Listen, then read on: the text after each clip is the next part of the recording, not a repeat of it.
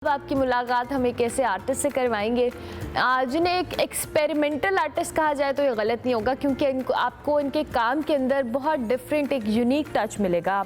आप बहुत ही talented artist हैं जी, जो अपने फ़न के अंदर हरूफ को बहुत अहमियत देते हैं। इनका आर्ट वर्क अगर बात की जाए तो दीगर आर्टिस्ट से इसलिए भी मुख्तलिफ है कि ये हरूफ तहज्जी को आर्ट के तौर के ऊपर इस्तेमाल करते हैं, और जो कह लें इनका जो बयान है, अंदाज है, वो बहुत डिफरेंट भी है। एक्सपेरिमेंटल मैंने इसलिए कहा क्योंकि बहुत सारे आर्टिस्ट आप अपने इर्द गिर्द देखते हैं जो मुख्तलिफ तरह के आर्ट फॉर्म्स करते हैं, लेकिन हरूफ तहज्जी को इस्तेमाल करना ये इटसेल्फ एक डिफरेंट चीज़ है। इसके अंदर एक मीनिंग भी है इनकी आर्ट के अंदर। किस तरह से साद को इंटरेस्ट हुआ, साद ने कैसे इसको शुरू किया। हमारे साथ साद महमूद मौजूद है स्टूडियोज़ में और अपने काम के साथ मौजूद है, उनको खुशामदीद कहते हैं। अस्सलाम वालेकुम साद, कैसे हैं आप? अल्हम्दुलिल्लाह मैं ठीक हूँ, बिल्कुल ठीक हूँ। साद कब से कर रहे हैं आप ये आर्ट? मैं आर्ट बेसिकली 2014 से कर रहा हूँ। 2014 से, जिसमें मैंने इसका आगाज़ खताती से किया था, कुरानी खताती से माशाल्लाह। और जो मेरे टीचर थे वो वाजिद याकूब साहब थे, और फिर उन्होंने मुझे पेंटिंग के बारे में थोड़ा सा इंट्रोड्यूस करवाया। फिर then I went to NCA and I did 1 year diploma in painting. ये 2016 की बात है, 15 से 16 हमारा बैच था। Then I went to Beacon of National University in 2017। Okay. तो वहाँ आपने अपनी स्किल्स को थोड़ा पॉलिश किया, लर्न किया। That's amazing. अच्छा सर, मुझे थोड़ा सा अपने आर्ट के हवाले से बताएं, किस तरह का है? जैसे मैंने तो बहुत एक छोटा सा तारुफ किया है, कैसे आप अपनी आर्ट को बेहतर कर रहे हैं और यूनिक कैसे है? मेरा काम बेसिकली डैमेज और रिपेयर के बारे में। डैमेज और रिपेयर के बारे में मेरी सराउंडिंग में, मेरी सोसाइटी में जो चीज़ें हो रही होती हैं, उसमें एज एन आर्टिस्ट या एज एन ऑब्जर्वर जब मैं चीज़ें देखता हूँ तो बहुत सारी चीज़ें डैमेज हो रही होती हैं, डैमेज हुई होती हैं। तो मेरा एक एलिमेंट था कि इसको रिपेयर किस तरह से किया जाए, इसको रीलाइफ किस तरह से किया जाए। ठीक है, तो चूँकि मैं कुरानी खताती करता हूँ और बहुत सारे मेरे प्रोजेक्ट्स होते हैं, तो ये काम, जो ये वाला काम है जो मैं डिस्प्ले किया हुआ है, ये कलेक्शन पे बेस से काम था। कलेक्शन पे या उसमें मैंने रैंडमली बहुत सारी चीज़ों को जमा करना शुरू किया मसाजिद से, जिसमें गिलाफ थे, कुरानी सिपारे थे, नूरानी कायदे थी, रहेलें थी जो पुरानी हो चुकी हुई हैं या जो शहीद हुई हैं थी। तो उनको, उनकी कलेक्शन से मेरा काम बना था। और इसका जो एलिमेंट है वो डैमेज और रिपेयर के बारे में। अच्छा, जिसे तजदीदियत भी कहते हैं। ओके, यानी जो चीज़ें शहीद हुई भी थी उनको रीलाइफ किस तरह से किया जाए, रीलाइफ किया। और यहाँ पे हमने नज़र भी आ रहा है, ये वाला जो आर्ट पीस बिल्कुल मेरे साथ पड़ा हुआ है, ये कोई एक बहुत पुराना पेपर लग रहा है कि शहीद हो गया था या इसको कोई इस तरह का था, और आपने इसके ऊपर कुछ गोल्ड का काम किया। थोड़ा सा एक्सप्लेन करें इसको।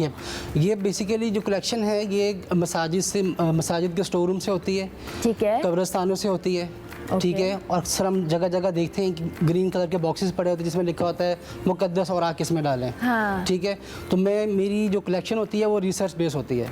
मैं सराउंडिंग में जाता हूँ, दाएं बाएं जाता हूँ और चीज़ें देखता हूँ कि हमारे पास कौन कौन सी चीज़ें, उनका कलेक्ट करता हूँ। अब वो चीज़ें आई डोंट नो कि 10 साल से पड़ी हुई हैं, 20 साल से पड़ी हुई हैं, ठीक है, उनको जमा करता हूँ। फिर उनकी रिस्टोरेशन का पूरा प्रोसेस है, जिसे पेज को क्लीन किया जाता है ताकि उसकी जो एक्चुअल जो विजुअल है इमेज का, क्योंकि हमारे पास एक इमेज है ना, ये जैसे मेरे पास के सामने काम है, एक इमेज हो गया, ठीक है, इसको और कितना खूबसूरत बना सकते हैं, जो चीज़ रीराइट कर सकते हैं उसको रीराइट किया मैंने। कुछ ऐसे एलिमेंट भी हैं, जैसे गोल्ड लीफ देख सकते हैं कि सोने का वर्क लगाया मैंने, तो जो एलिमेंट या जो पार्ट नहीं है उसकी जगह सोने का वर्क लगाया, इसलिए कि दिखाया जाए कि ये कितना कीमती था, लेकिन हमने इसको किस तरह से एक जगह पे रखा हुआ है। Okay, very interesting.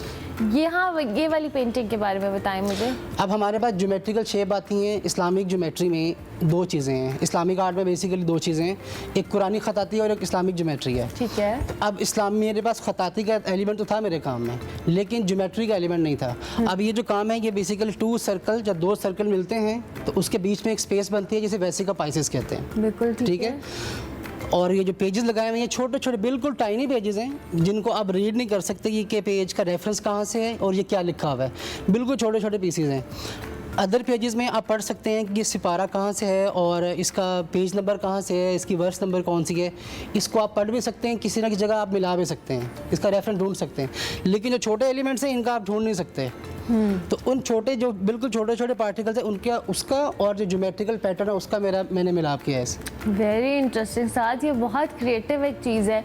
अच्छा, जाहिर है ये अपनी चीज़, आपको शौक था, आपने उसको किया, लेकिन एक थॉट प्रोसेस होता है ना कि आपको आइडिया आपने एग्जीक्यूट शूट किया उसको, कहाँ से ये चीज़ आपको हिट की? कोई ऐसी चीज़ लाइफ चेंजिंग मोमेंट थी आपकी जहाँ से आपको ये अंदाज़ा हुआ कि मुझे इस तरह का काम, इस तरह के कॉन्सेप्ट्स के ऊपर काम करना है? ये ऐसे नहीं था कि मैं किसी थॉट प्रोसेस से आया था या मैंने कोई प्लान बनाया था। This is basically during my graduation, और जो हमारे टीचर थे उनकी तरफ कुछ चीज़ें असाइन होती थी कि आपने ये प्रोजेक्ट करना है, तो कलेक्शन में ये चीज़ एक्सपेरिमेंटल आई थी। ओके। तो कलेक्शन का जो आइडिया है कि आर्टिस्ट जो चीज़ें कलेक्ट करते हैं, जो चीज़ें उन्हें फैसिनेट करती हैं, ठीक है, और उन ऑब्जेक्ट्स के साथ आपने कुछ प्ले करना है। तो आपको ये चीज़ें फैसिनेट करती थी? ये चीज़ें मुझे फैसिनेट करती हूँ कि इस आर्टिस्ट के पास कलेक्शन में बहुत सारी चीज़ें होती हैं। जब कोई आर्टिस्ट काम करता है उसके पास बहुत सारे एलिमेंट होते हैं काम करने के लिए, तो ये चीज़ें मैं बहुत सारी कलेक्ट करके रखता था अपने पास। तो मुझे इस चीज़ का आइडिया नहीं था कि ये काम बाद में इस तरह से होगा। यूटिलाइज करेंगे आप उसको और आपकी आर्ट का एक फॉर्म बन जाएगा। एग्जैक्टली। अच्छा साहब, मुझे बताएं आपका पेज किस नाम से इंस्टाग्राम पे? स्टूडियो आइन गाइन के नाम से पेज है। स्टूडियो आइन गाइन के नाम से। अच्छा, तो साथ अभी आपने कमर्शियली भी इस चीज़ को करना शुरू किया है? कोई एग्जीबिशंस आपके पेज के ऊपर लोग पसंद करें, रिस्पॉन्स कैसा आ रहा है? 23 जनवरी 2024 इसमें मेरी फर्स्ट सोलो एग्जीबिशन हुई थी सनत आर्ट गैलरी कराची में। उसके बाद 23 मार्च को मेरी हुई थी पाकिस्तान आर्ट फोरम में, और भी ग्रुप शोज चल रहे हैं मेरे पाकिस्तान में और इंटरनेशनली भी। लवली। और रिस्पांस कैसा है, लोगों का इंटरेस्ट कैसा है? रिस्पांस अच्छा है। जिस कम्युनिटी को सबसे पहले मैंने काम दिखाना शुरू किया वहाँ से तो मुझे बहुत अच्छा रिस्पांस है। लेकिन इस एलिमेंट को प्रॉपर एक कम्युनिकेट करने के लिए कि मैं इन पेजेस के साथ क्या कर रहा हूँ और ये मैं इसको कलेक्ट कहाँ से करता हूँ, फिर मेरा प्रोसेस क्या है, इसको समझाने में और बताने में थोड़ा सा टाइम लगेगा। एक्सेप्ट करने में भी लोगों को, उस चीज़ को जो के लिए प्रिसीव करने में, क्योंकि जाहिर है आपने मुझे चीज़ बताई, मेरे लिए ये बहुत डिफरेंट और इंटरेस्टिंग चीज़ भी है, क्योंकि मैंने कभी नहीं सोचा कि जो आपके कुरान पाक के पेजेस ख़राब हो गए हैं, शहीद हो गए हैं या यूज़ नहीं हो रहे, उनको आप इस तरीके से यूटिलाइज कर सकते हैं। एग्जैक्टली। बेसिकली ये आर्ट की खूबसूरती है। This is all about art. हमें आर्ट और आर्टिस्ट के बारे में रीथिंक करना पड़ेगा, री इमेजिन करना पड़ेगा आर्ट और आर्टिस्ट क्या हैं। हम ये समझते हैं कि सिर्फ कोई कलरफुल पेंटिंग बनाने वाला ही आर्टिस्ट हो सकता है, या आर्टिस्ट को गाने वाला ही आर्टिस्ट हो सकता है, या कोई तबला बजाने वाला आर्टिस्ट हो सकता है। आर्टिस्ट और आर्ट को रीथिंक और री इमेजिन करना पड़ेगा कि आर्ट और आर्टिस्ट क्या हैं और इनका पर्पस क्या है। ठीक है, हम अपनी सराउंडिंग में बहुत सारी ऐसी चीज़ें देखते हैं जो डिज़ाइनर या आर्टिस्ट ने बनाई हुई हैं, लेकिन हमें पता ही नहीं कि डिज़ाइनर का काम है या आर्टिस्ट का काम है। बिल्कुल ठीक है। ठीक है। और जो मेरा जो स्टूडियो का नाम वो आइन गाइन इसलिए था कि आइन और गाइन ये हरूफ तहजी के दो लेटर्स हैं। आइन is about life and again is about death. Oh lovely lovely. तो ये डैमेज और रिपेयर दोनों इसी चीज़ में आते हैं। ज़बरदस्त, वेरी वेरी क्रिएटिव। अच्छा साथ आगे क्या प्लान है अपनी इन पेंटिंग्स को, अपने इस काम को मज़ीद मॉडिफाई करना है, इसका कोई और आपने डायमेंशन ढूंढनी है, क्या सोचा है? मेरा जो काम है ये कोई वन डायमेंशनल नहीं है, ये this is like multi dimensional work. इसमें जैसे मैंने काम शुरू किया कुरान पाक से, और फिर इसको रिसर्च बेस्ड काम था, इसको आगे मेरी जर्नी चलती है, इसको फिर मैं अपने रीजन में लेके आया हूँ। ठीक है। कि ये जो वर्सेस हैं ये तो अरबिक में थी, जब हमारे पास आई तो फिर उसमें अराब लगाए गए ताकि जो अजमी लोग हैं उसको पढ़ सकें, रीड कर सकें। तो अजमी लोगों के पढ़ने के लिए अराब इसमें ऐड किए गए। तो इसकी बाद की जो सीरीज़ है वो ज़ेर ज़बर पे है कि ज़ेर ज़बर का एलिमेंट नहीं था, उसको कुरान पाक के वर्सेस को अंडरस्टैंड करने के लिए इसमें अराब लगाए गए।